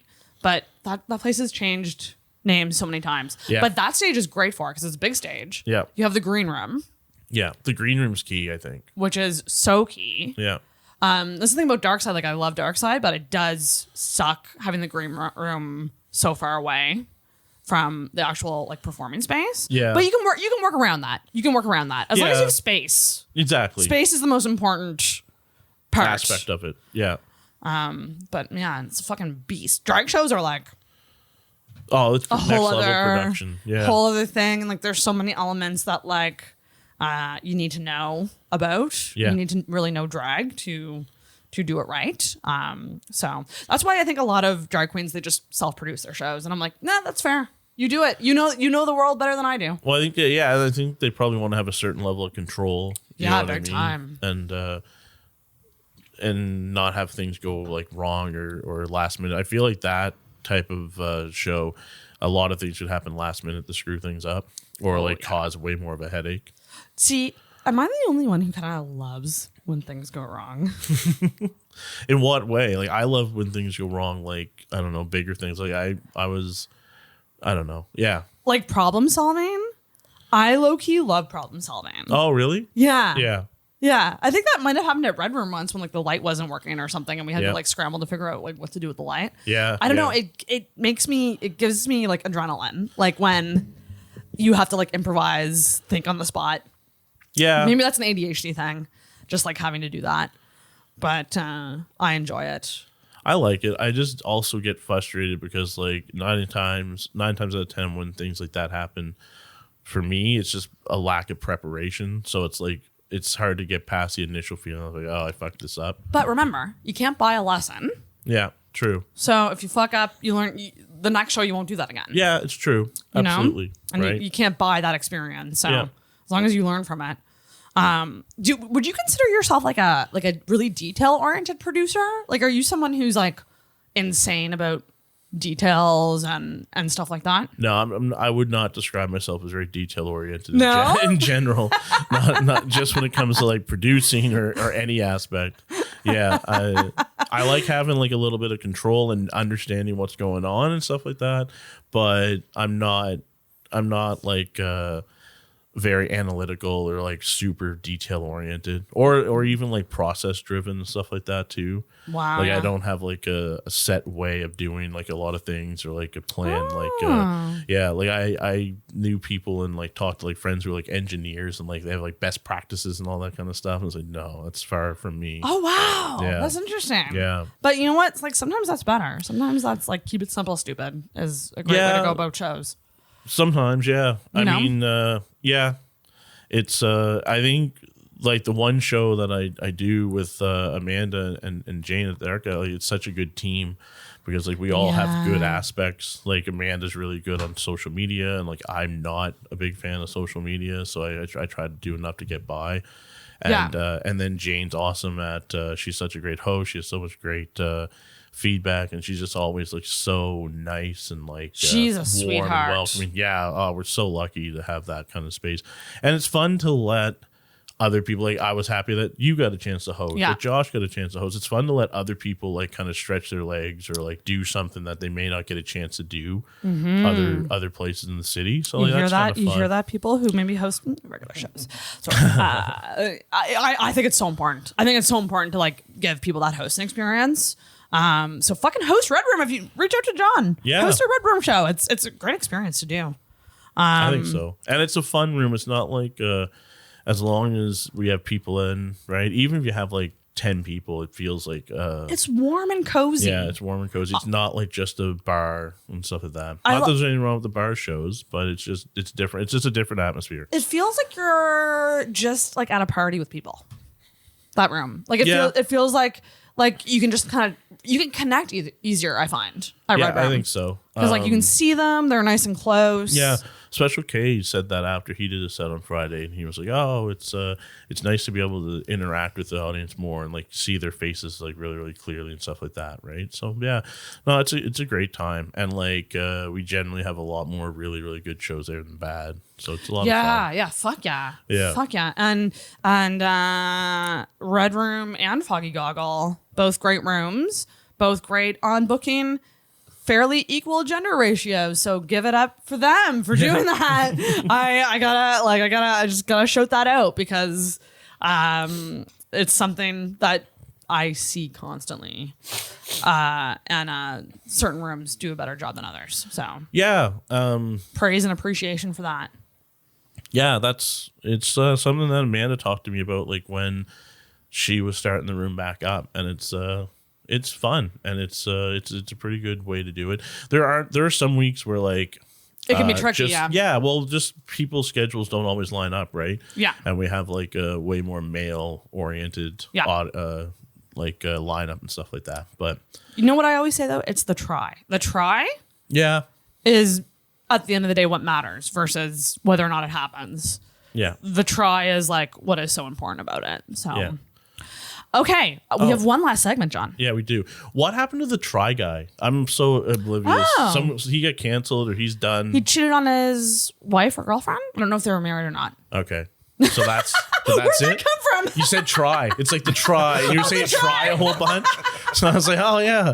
And I remember like I don't even know who these guys are. I know those guys. I used to my ex Lynn's used to watch their videos, but like I feel so freaking old because I'm so not on social media. So then something happens for somebody gets so I just had to Google like what happened to the Try guy. And See, I usually always know. So if anything, that's like, why I asked you. 'Cause you're way more ahead of the curve on that, right? Like, ask me anytime. All I know is that he was in this like group of guys, YouTubers. They also have a podcast. And then he essentially like cheated on his wife or girlfriend with like a coworker that would have been like underneath him, like Not Okay. physically. Well, maybe. Well, maybe. But like it was someone who worked with them on a professional level. Okay. So it was like extra shitty. Yeah. And then I guess what happened was like fans saw them and took pictures and like leaked the pictures. Okay. And then they kicked that guy out of the Try Guys. Gotcha. And then for some reason I listened to the podcast of them explaining this whole thing, even though I don't fucking know who they are. Yeah, exactly, right? That's how it gets some listeners and stuff like that. No one pays attention. So, oh, this guy's canceled. Yeah, let's pay attention to why or kicked off. Okay, so whatever. now I need to can't get someone canceled on here. That's how I'm gonna get new listeners. Yeah, that'll be the new listeners. Absolutely. The invite is open, everybody. Be controversial and come on the show. Speaking of controversial, though, we have one last segment, Yeah. which is the one that people are most likely to get canceled on, which is unpopular opinion. Don't hate me for this, but it's time for an unpopular opinion. Do you have one? Or are you going to say the standard pineapple on pizza unpopular opinion, which is what people go to all the time? I don't look like a guy that cares what's on pizza very much. You'll take it as is. Yeah, I'm not really. I don't have a whole lot of fucking hot takes on food. It's good. Yeah, generally speaking, it's good. Pick out the pineapple. That's funny. Save us all. Your fucking rants. No, I don't know. My unpopular opinion is like I want to live to see the day where like capitalism or like just money just falls apart. Like every time like the stock market crash, like going into COVID, like I get excited for that. Like, Oh, you do? The more the better, right? Yeah. So like whatever happened in the Great Depression, just 10 times more, because I just hate it. Yeah. Oh, wow. So that's my unpopular opinion. I'd wish for it all just to come crumbling down. Have you ever watched Mr. Robot? You should, No. You should watch No. it. Incredible show. Oh, Yeah. yes. Thank One you, of Josh. the best of the last Yep. decade and a half, easy. And only 3 seasons. They ended Okay. on their own terms. Really? So Oh, that's it's cool. very That's respect. digestible. Yeah. If you're into all of that, what you Yeah. just said, Yeah. I think you'd appreciate Good What Robot. was the show I watched? Oh, Evil Money, some of that. Killer Mike and them, they did the theme song for Run the Jewels, did the theme song. But one of them was about like HSBC, like fronting all the drug cartels' money. Oh, And yes, then, okay. like, yeah, so I watched that show and it made me so mad it ruined my whole Sunday. I was so pissed. I hate that stuff so much. I've started becoming more pissed about it, I think, as I get older. I'm starting to hate men less and hate the rich more. Yeah, exactly. That's what. Please continue that. Like I hate the rich so much. So a rich man is Yeah. really the worst person. Yeah, exactly. By far. No. And then my only other unpopular opinion, which is kind of topical, is about that stupid fucking rule about not having corner stores sell food after 11 o'clock. Oh, wait, what's the unpopular part of your opinion? Oh, no, I'm on the popular side. Like, I think that's ridiculous. Like, I can't I get thought you were over going to it. say, I support this. Yeah, no, I want to be able to get pizza at any time. Like, I think we need more late night Yes! fucking options. Like, since COVID, there's no 24-hour grocery stores or anything like that. Like, perhaps someone needs a grocery shop at 2 a.m. Also, Halifax is garbage at late night food in general. Yeah, It's 100%. insane that we don't have more little pizza places, even just like bodegas, like convenience stores. Like Yeah, that's all this open place late. is. Yeah. But it's pissing off rich people who don't like to have like the noise of what university students getting. Like, how much noise is it really? Like, I know I saw the crazy like homecoming thing, but to clue, I'm gonna assume most of my listeners aren't in Halifax, but to give a kind of general description of that, essentially, people are trying to stop corner stores from being open past 11 p.m. Yeah. And it's like, is it officially gonna happen, or I don't know the follow update. enough because it just pisses me off. So Yeah. I'll just wait and sign a petition that does nothing. Right? I know. That whole Dal stuff was fucking insane. Yeah, Dalhousie, it's the crazy. parties. Yeah. Like, just, I don't even know where I stand on that, because I'm just kind of like, I feel like everything is just bad in this situation. Yeah, I think so. I don't know. I was wondering like if other universities have the problem or if it's just South End Halifax that's so gentrified and like grown up, but not gentrified, I guess, because it's been rich forever. But it's just like it's a college that's really close to a rich neighborhood. Yes. Right. Whereas other times, if you're just renting out like slumlord apartments to a bunch of university kids around the university, then you probably don't have a whole lot of complaints. You don't see it at the Mount, which is where I went to school. Okay, yeah. And like that's like Odom Bedford Highway. Yeah. Like there is residences, there are parties in the residences, but there's not like these big crazy parties like Dal has. Yeah. So I do think it is pretty specific to the South End. Fredericton, like they used to burn couches a lot. Like in the that shit's expensive. What so they would burn couches, or they would have like a lot of really crazy parties and stuff like that. But it wasn't. I don't remember it being such a community-based problem. You know what I mean? Where it's like, because I have no sympathy for the people who live in the South End. No, none. Like, I'm sorry, because you are living in the South End in the first place. You chose to buy a house there. It's a very expensive house. You know that there's a university there. I don't care. Yeah. I really don't. I don't have any sympathy that someone pissed on your lawn. Don't care. Love it. Yeah. Love this. You hear that, South Enders? Fuck you. Yeah, pretty much. Did you ever hear Vince's joke? On about beer pong? On the whole Dal stuff? It's really funny. Yeah, it's very funny. Oh, I fucking love Vince. Yeah, oh my God. Great guy. Okay. We just got in a hockey pool together. So we're very big hockey nerds. Yeah. We were going to go to the hockey museum down in Windsor, but the fucking hurricane happened. Oh, so we took a rain check on that. But yeah, I've never been there. I've lived in Halifax for like 10 years. I tried to convince my dad. We were driving to get the boat in Sydney. I tried to convince him to drive like 3 hours out of the way to go to that podunk like museum down there. Oh, didn't happen. No, it didn't happen. No, not a chance. Dream big. Yeah. Before we end, who is your... Ooh, okay. This is the very end. So there's a couple things we're going to do here. I'm going to ask you a question. We're also going to come up with a secret hashtag that people can let us know if they've gotten to the end. Who was your favorite and least favorite person to roast? Oh, wow. My least favorite probably would be Martin. I had a hard time like coming up with just Martin's so like he's also nice. He's also very, very funny and like so off the top funny. So like off the cuff funny. So I had a hard time like trying to just figure out roast jokes for Martin. And so that was probably one of them. A tougher one. Yeah. And then Jim and Kyle Carpenter might have been two of my favorites. Yeah. Just because like they're both such nice people. I remember telling Jim like right before we went up, like Jim and I were like, "Oh, do you want to like tell each other jokes now?" And then we're like, "No," and so that was fun.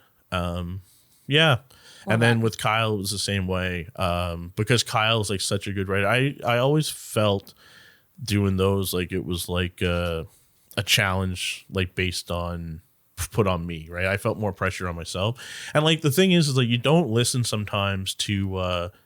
Or they don't hit hard, like the mean jokes don't hit as hard sometimes because you're like too focused on like trying to come up with a creative play on it or sometimes they're just too mean. Yeah, you can lose people for being too mean. The audience don't want to have it like, you know, like too mean. For the love of God, everybody, stop wishing people kill themselves. Yeah. It's awkward. The audience does not like it. I've been in the audience for all of these roast battles. It is more than funny. Yeah, you can. Unless you do it in a very funny way. I think there was one roast joke that was done in a funny way that it worked. It was like, so-and-so looks like a suicide girl, unfortunately without the suicide. That was funny. Yeah. I don't know. It's just it's a tricky one to pull off. I had a suicide joke that went over well. Oh, yeah. What was yours? You did have one. So I was roasting Vicky, and I said she's the kind of girl that you can introduce to your parents at your own funeral after you've killed yourself. That was a good one. I will give you that. That was a great one. I didn't like that because I was talking about killing myself instead of telling her to kill herself. That's the key right there. You're not saying, I wish you would go kill yourself. You're saying, like, this person's so insufferable that I would. Yeah, exactly. Yeah. I mean, sometimes they just don't pick up on it. Like, I did a little bit of a suicide joke when I went up against Kyle Carpenter. Mm-hmm. The suicide note. Yeah, and that was like Brad Trousey almost ghost wrote that with me. Like he helped me with that a lot. Yeah, but that was a really, really good one. Yeah. I don't know. My favorite one I wrote for the last one, I gave it to Josh, and we didn't have a chance to use it because we should have used it on Trousy, or you should use it on Trousy. But I want to tell it now, just because I love it. Tell it. So whatever, whoever it was, Brad or Vince, whatever, is like they're a huge hockey fan. They were actually part of Team Canada for the 2003 World Juniors. It was their job to find victims in pool tables. Oh my god! So it's kind of dark. Holy shit! Yeah, but yeah, no, the love roast stuff is really fun. I'm excited for the next one. I don't know if I'm going to do it, but I'm definitely going to go and watch it and stuff like that. Yeah, I don't know when it is. Might be nice to give yourself a break and watch it. That's what I really had a blast watching the last one, which was They're really fun. fun to watch. Yeah, they're really fun to watch, They're and it's so fun to watch. It's such a great crowd and like atmosphere and stuff like that. That's right. Yeah. All right, secret hashtag. Let's think. What's a good hashtag from this episode? Wow. Hashtag suicide joke. Yeah, that's fine. Hashtag suicide joke. John, plug the things that you want to plug. So your rooms that you do, all your things. So Red Room every Friday is it's downtown, the Dart Gallery in Portland Street in Dartmouth. I have the Glen Arbor show coming up. That's this coming week, so that's the 13th. Yeah. Yeah, and that's at a golf course. Never did a golf course before, so that's going to be kind of fun. Yeah. I look like I beat my wife after I golf, so that's Got some material right away. yeah, right off the bat. I'll wear that work clothes and see how that goes. And I'm in Fredericton. Fredericton's doing a Laugh Your Ass Off comedy festival, October 21st, 22nd. So I'll be hosting the shows on the 22nd. Josh is hosting the shows on the 21st. Oh, that's fun. Vince is a headliner. Vince Alexander. Do you guys have a ticket link for that? I will get one. I can pop that in. Yeah, the sure. podcast. Yeah, I'll do that.